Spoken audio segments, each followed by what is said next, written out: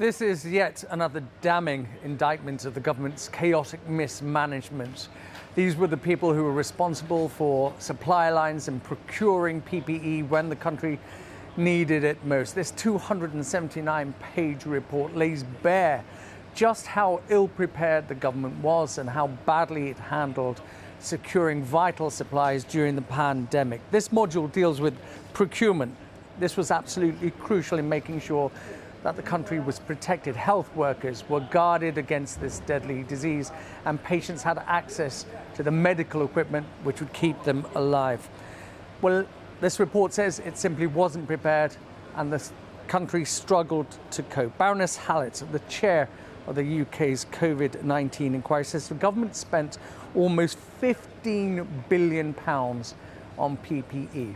And of that £15 billion, it wasted £10 billion on stock that simply wasn't fit for purpose. We'll all remember the images of those nurses wearing black bin liners, care workers wearing plastic bags because they didn't have the protective equipment they needed to look after the sick and the dying. Now, this report finds systemic failures, inadequate planning, in delays in getting the ventilators and the vital testing equipment that the country desperately needed.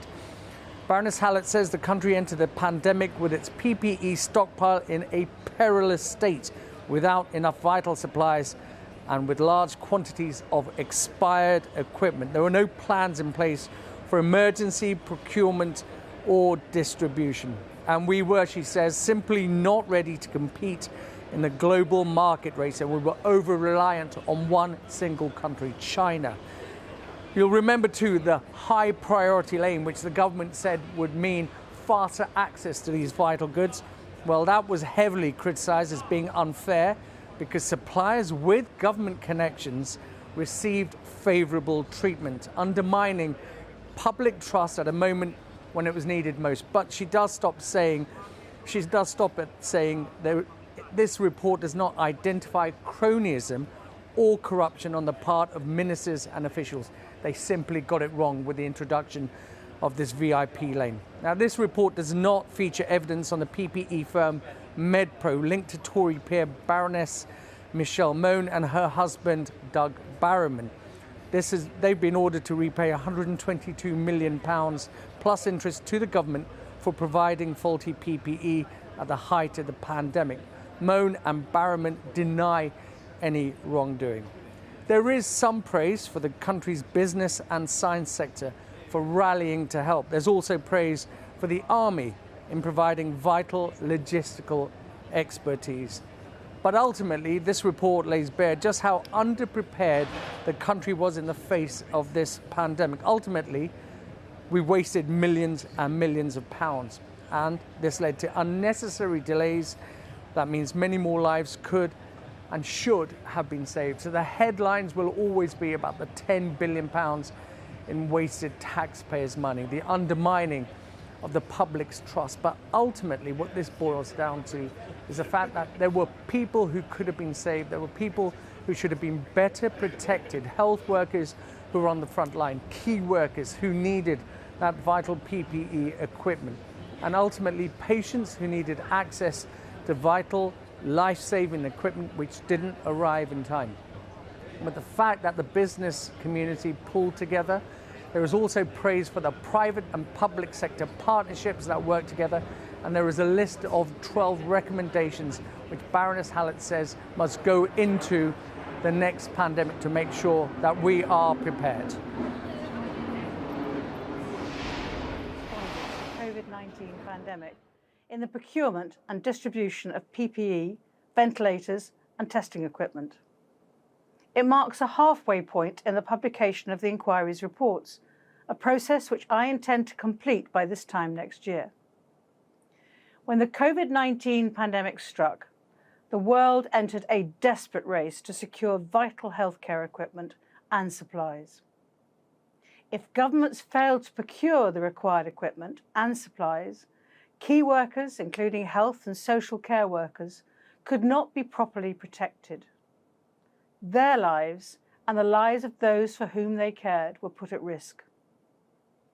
Governments, including those of the United Kingdom, were engaged in a fierce competition during the crisis. International demand skyrocketed, prices rose uncontrollably, and global supply chains buckled under enormous strain. At the same time, the emergency stockpile of PPE and other equipment available to the UK was inadequate to meet the huge surge in demand. In the global battle to procure equipment and supplies, the UK was simply not ready to compete. The UK entered the pandemic with inadequate and untested plans to increase its emergency procurement and distribution operations rapidly, and the bodies responsible were caught off guard. In the face of this fundamental lack of readiness, ministers and officials were forced to improvise. Untested emergency procurement and distribution systems had to be developed within days. Against this backdrop, decision makers were confronted with an unenviable choice: put large sums of public money at risk to buy equipment at the speed and scale the pandemic demanded, or slow the process down and potentially lose out to international competitors. They decided to take the risk and buy. Given the scale of the emergency, this was the right choice. To have done otherwise would have placed those working on the front line in the health and social care sectors and the wider public in unacceptable danger. However, had there been better planning, the choice would not have been so stark, and the decision to buy at risk was not without considerable cost and widespread waste. Under the pressure of responding to the emergency, mistakes were made, leading to the waste of public money, as well as allegations of cronyism and corruption. Furthermore, the structures established to respond to the COVID-19 pandemic did not sufficiently integrate procurement and distribution. It was difficult to work out what was needed, what was being supplied, and what was being transported. The technology and data systems for emergency procurement and distribution were outdated. These were systemic failures which could have been avoided. The total expenditure by the UK government and devolved administrations on PPE, ventilators and testing equipment between January 2020 and June 2022 was over £42 billion. Governments across the UK did not have the systems and processes in place for emergency spending at this scale. The waste of taxpayers' money was vast. It is a stark fact that of the approximately £15 billion spent on PPE, nearly two-thirds, almost £10 billion, was wasted. These figures demand a fundamental change in how the UK prepares for emergency procurement. Had ministers and officials been better equipped with appropriate plans, information and systems, procurement decisions would have been easier, fairer and far less costly, and equipment would have reached those who needed it faster. The public must be able to trust that their money is being spent by the government with propriety, fairness and transparency. I have found that public confidence, so important in an emergency, was undermined by the failures in procurement. There have been well-documented complaints about the quality of the PPE which was procured by the government and delivered to the front line. I have already examined how this affected those working in the health sector in my Module 3 report, and I will examine its impact on the social care sector in my Module 6 report to be published this autumn. One aspect of the response has understandably, and in my view rightly, been the subject of significant public concern: the high priority lane, also known as the VIP lane. Officials, under intense pressure from ministers to ensure that offers of help were being managed properly, established the high priority lane. However, it was a misguided attempt at prioritisation. In responding to the crisis, some suppliers were given favourable treatment simply on account of their connections with the government. The high priority lane embedded unfairness in the UK government's emergency procurement, where billions of pounds were at stake.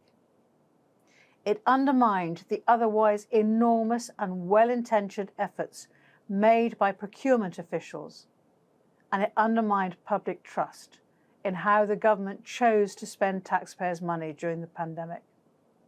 It should not have been set up, and it should not be repeated. I have examined the award of contracts to particular suppliers. One of these is PPE MedPro Limited, which is the subject of an ongoing criminal investigation. It is not this inquiry's role to determine criminal or civil liability. My findings about the process leading to contracts being awarded to PPE MedPro Limited will be published in due course, but only once any legal proceedings have been concluded, to avoid any prejudice to the investigation. There were, however, many positives in the response that we must not forget. Businesses and the public rallied enthusiastically to help. The UK had at its disposal the innovation, expertise, and the willingness of domestic life sciences and advanced manufacturing sectors to step up. This was evident in the design and production of PPE, ventilators, and testing equipment, all within the UK. Manufacturers retooled and businesses used their international connections to source supplies from around the world.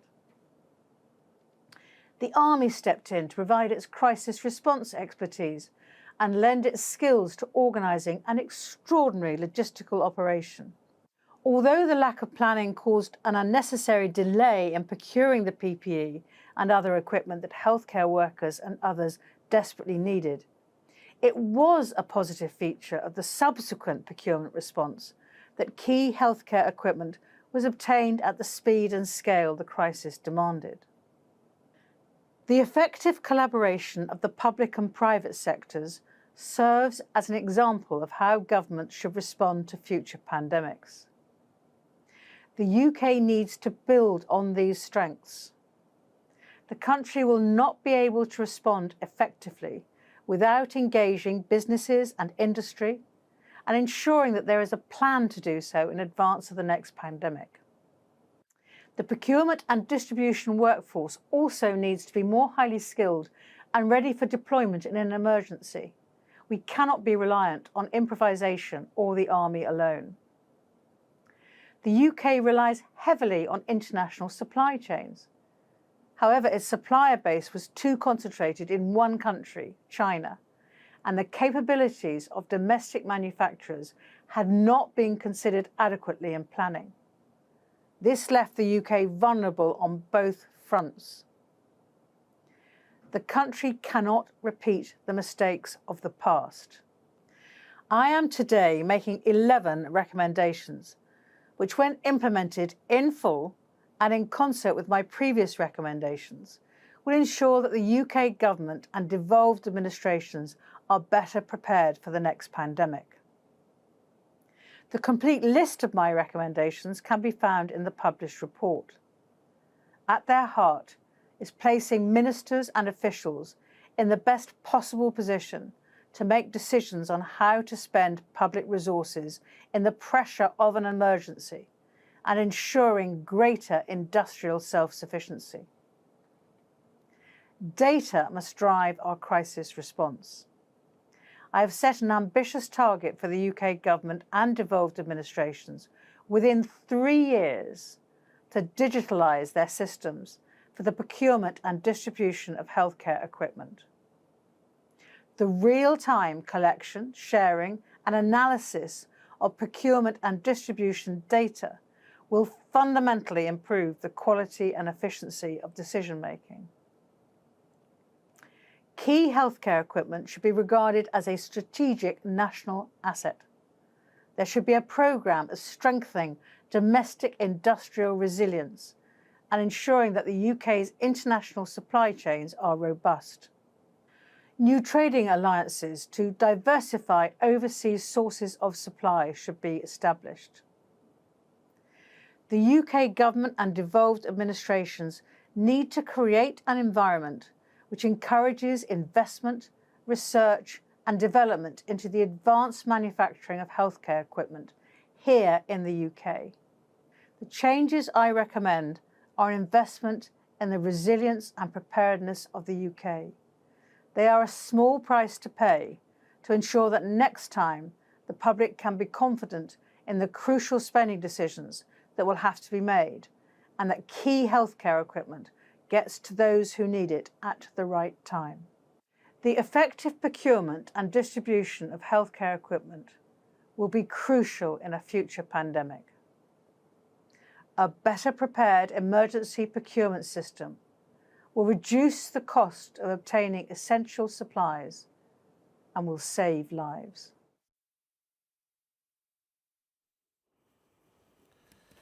Chair of the COVID inquiry there, Baroness Hallett, giving her summary of the fifth phase of the inquiry. It's been looking at the expenditure and the procurement of things like PPE, personal protective equipment, criticising the vast waste, as Baroness Hallett put it, on pandemic procurement. So of the £14.9 billion that the UK and devolved governments spent on PPE, it's been found that £9.9 billion of that 14.9 was wasted. A vast amount of waste, she said.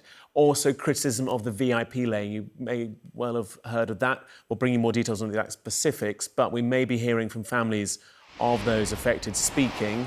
Let's take you live to hear from them. A catastrophic failure of preparedness that cost lives, wasted billions, and allowed a privileged few to profit from a national emergency. Those consequences were avoidable. The human cost was felt in homes across the country, including my own. My mum, Christina Fulop, this photo was taken a week before she contracted COVID, was housebound and cared for by wonderful domiciliary care workers. During the second wave, they were expected to wear one thin medical mask, one of those thin blue medical masks, for an entire 8-hour shift, moving from one frail elderly person to another. This is how my mum sadly contracted COVID. She later died in hospital. That same avoidable tragedy was repeated in hospitals, care settings and homes across the country. My mum's care workers were not to blame. Like key workers across the country, they were asked to save the country without being given the protection they needed to save themselves and their families. They did so without a moment's hesitation. While ordinary people were doing the right thing, a privileged few saw a national emergency as a money-making opportunity. The evidence in this report is clear. The VIP lane was a textbook case of corruption and cronyism. No other country in the world had a VIP lane. It was a deliberate and shameful choice. It was a hidden route that gave anybody who knew the right people access to huge amounts of public money, our money, with little to no oversight or transparency. The result was that a few people got richer, while PPE didn't get to those who needed it. The VIP lane, as is made totally clear in this report, led to PPE procurement being less effective and more expensive. £10 billion, 2/3 of money spent on PPE was wasted on unusable PPE. Lives were lost as a result, including my mum's.